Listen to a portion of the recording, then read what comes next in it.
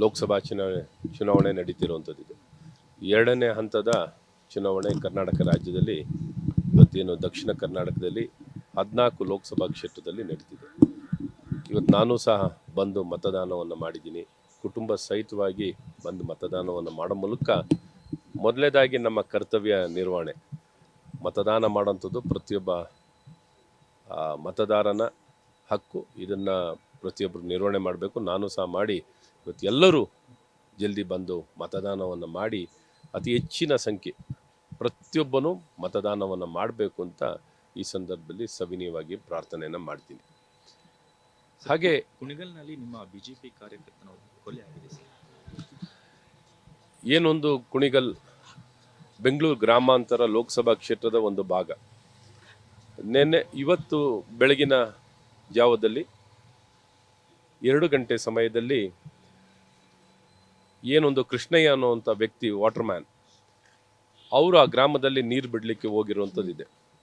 ಈ ಸಂದರ್ಭದಲ್ಲಿ ಅವನಿಗೆ ಹಲ್ಲೆಯನ್ನು ಮಾಡಿ, ಭಾಳ ತೀವ್ರವಾಗಿ ಹಲ್ಲೆಯನ್ನು ಮಾಡಿ, ಅವನ್ನ ಬೆದರಿಸಿ ಎದುರಿಸಿ, ಏನೊಂದು ನಿನ್ನ ಮಗ ಲೋಕೇಶ್ ಭಾರತೀಯ ಜನತಾ ಪಾರ್ಟಿಗೆ ಪ್ರಚಾರವನ್ನು ಮಾಡ್ತಿದ್ದಾನೆ, ಅವನ ತಕ್ಷಣ ನೀವೆಲ್ಲರೂ ನಿಲ್ಲಿಸಬೇಕು, ಇಲ್ಲದೆ ಇಡೀ ಕುಟುಂಬವನ್ನೇ ನಿರ್ನಾಮ ಮಾಡ್ತೀವಿ ಅನ್ನುವಂಥ ಹೆದರಿಕೆಯನ್ನು, ಅವಮಾನಗಳನ್ನು ತೀವ್ರವಾಗಿ ಸರಿಯಾಗಿ ಹೊಡೆದು ಅವನ ಅವಮಾನವನ್ನು ಮಾಡಿ, ಈ ಅವಮಾನವನ್ನು ಸಹಿಸ್ಕೊಳ್ಳೋಕ್ಕಾಗದೆ ತನ್ನ ಕುಟುಂಬಕ್ಕೆ ಮತ್ತು ಮಗನಿಗಿರುವಂಥ ಒಂದು ಬೆದರಿಕೆ, ಜೀವದ ಭಯದ ಒಂದು ಹಿನ್ನೆಲೆಯಲ್ಲಿ ಆ ಮನುಷ್ಯ 4 ಗಂಟೆಗೇ ಬೆಳಗಿನ ಜಾವದಲ್ಲೇ ಆತ್ಮಹತ್ಯೆ ಮಾಡ್ಕೋತಾನೆ.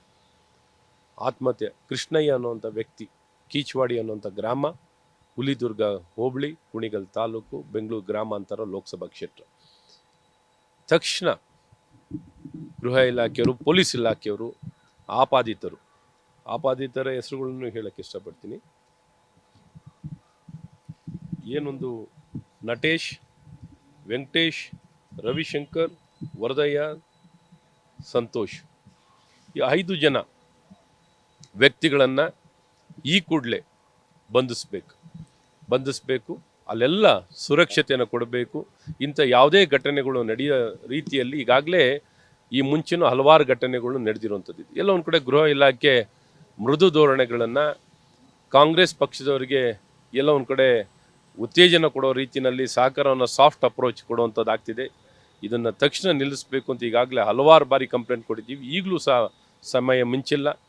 ಶಾಂತಿಯುತವಾಗಿ ಚುನಾವಣೆ ನಡೀಲಿಕ್ಕೆ ಬೇಕಾಗಿರೋ ಎಲ್ಲ ಕ್ರಮಗಳನ್ನು ವಹಿಸಿ, ಮತ್ತು ಈ ಏನು ಹಲ್ಲೆಯನ್ನು ಮಾಡಿ ಕೃಷ್ಣಯ್ಯ ಅನ್ನುವಂಥ ವ್ಯಕ್ತಿ ತನ್ನ ಜೀವನ ಕಳ್ಕೊಂಡಿದ್ದಾನೆ, ಆತ್ಮಹತ್ಯೆ ಮಾಡ್ಕೊಂಡಿದ್ದಾರೆ, ಅವರ ಹಲ್ಲೆನ ಮತ್ತು ಅವಮಾನವನ್ನು ಸಹಿಸಲಿಕ್ಕಾಗದೆ ಆತ್ಮಹತ್ಯೆ ಮಾಡ್ಕೊಂಡಿದ್ದಾರೆ. ತಕ್ಷಣ ಆಪಾದಿತರನ್ನು ಬಂಧಿಸುವಂಥ ಕೆಲಸವನ್ನು ಮಾಡಬೇಕು ಅಂತ ಈ ಒತ್ತಾಯವನ್ನು ಮಾಡ್ತೀನಿ. ಹಾಗೆ ಕಾಂಗ್ರೆಸ್ನವರು ಇವತ್ತೇನು ಈ ಕೂಪನ್ ಕನಕಪುರದಲ್ಲಿ ಮತ್ತು ಎಲ್ಲ ವಿಧಾನಸಭಾ ಕ್ಷೇತ್ರ, ಬೆಂಗಳೂರು ಗ್ರಾಮಾಂತರ ಲೋಕಸಭಾ ಕ್ಷೇತ್ರದಲ್ಲಿ ಬೋಗಸ್ ಕೂಪನನ್ನು ಈಗಲೂ ಕೊಡ್ತಾನೆ ಹೋಗ್ತಿದ್ದಾರೆ. ಬೋಗಸ್ ಕೂಪನ್ ಏನು 10,000 ರೂಪಾಯಿ ಮೌಲ್ಯದ ನಿಮಗೆ ಏನು ಒಂದು ಆಮಿಷವನ್ನು ಒಡ್ಡುವಂಥದ್ದು, 10,000 ರೂಪಾಯಿ ಮೌಲ್ಯದ ಆಮಿಷ ಕಾರ್ಡನ್ನು ಒಡ್ಡುವಂಥ ಈ ಆಪಾದನೆಗಳನ್ನು ಇವತ್ತೇನು ಎಲ್ಲ ಸಾತ್ನೂರು, ಕನಕಪುರ, ರಾಜರಾಜೇಶ್ವರಿ ನಗರ, ಈ ಎಲ್ಲ ವಿಧಾನಸಭಾ ಕ್ಷೇತ್ರದಲ್ಲೂ ಏನು ವಿಧಾನಸಭೆ ಚುನಾವಣೆಯಲ್ಲಿ ಮಾಡಿದಾರಲ್ಲ, ಆ ವಿಧಾನಸಭಾ ಚುನಾವಣೆಯಲ್ಲಿ ಮಾಡಿದಂಥ ಪ್ರಯತ್ನವೇ ಮೋಡಸ್ ಆಫ್ ಆಪರೆಂಡಿ ಪ್ರತಿಯೊಂದು ಬಾರಿಯಲ್ಲೂ ಮಾಡ್ತಾರೆ. ಈಗಾಗಲೇ ಎಲೆಕ್ಷನ್ ಕಮಿಷನ್ಗೆ ನಾವು ಕಂಪ್ಲೇಂಟ್ ಕೊಡೋಂಥದ್ದು ಮಾಡಿದ್ವಿ. ಎಲೆಕ್ಷನ್ ಕಮಿಷನ್ಗೆ ಕಂಪ್ಲೇಂಟ್ ಕೊಟ್ಟಿದ್ರೂ ಸಹ ಇದೇ ಪ್ರಯತ್ನಗಳು ಮುಂದುವರೆದಿದೆ. ನಿನ್ನೆ ರಾತ್ರಿನೂ ತುಂಬ ಗಲಾಟೆಗಳಾಗ್ತಿದ್ವಿ. ಎಲ್ಲ ಕಡೆ ಈಗಲೂ ಹಂಚುವಂಥ ಪ್ರಯತ್ನಗಳನ್ನು ನಾನು ಮತದಾರರಲ್ಲಿ ಕೇಳೋಕ್ಕೆ ಇಷ್ಟಪಡ್ತೀನಿ. ಇದೆಲ್ಲ ಬೋಗಸ್ಸು. ಈ ಕೂಪನ್ನು ಮತ್ತು ಯಾವುದೇ ಆಮಿಷಕ್ಕೆ ಒಳಗಾಗಬೇಡಿ.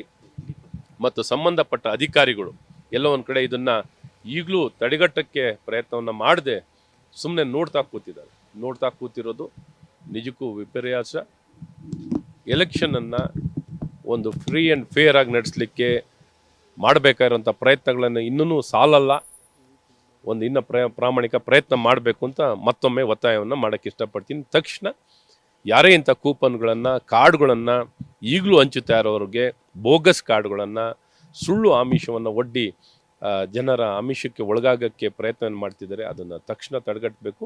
ಮತ್ತು ಜನನೂ ಇದು ಯಾವುದಕ್ಕೂ ಬಲಿಯಾಗಬಾರ್ದು ಅಂತ ಈ ಸಂದರ್ಭದಲ್ಲಿ ಹೇಳೋಕ್ಕೆ ಇಷ್ಟಪಡ್ತೀನಿ. ನ್ಯೂಸ್ ಫಸ್ಟ್ ನಿರ್ಭೀತಿಯಿಂದ ನಿಮ್ಮ ಪರವಾಗಿ.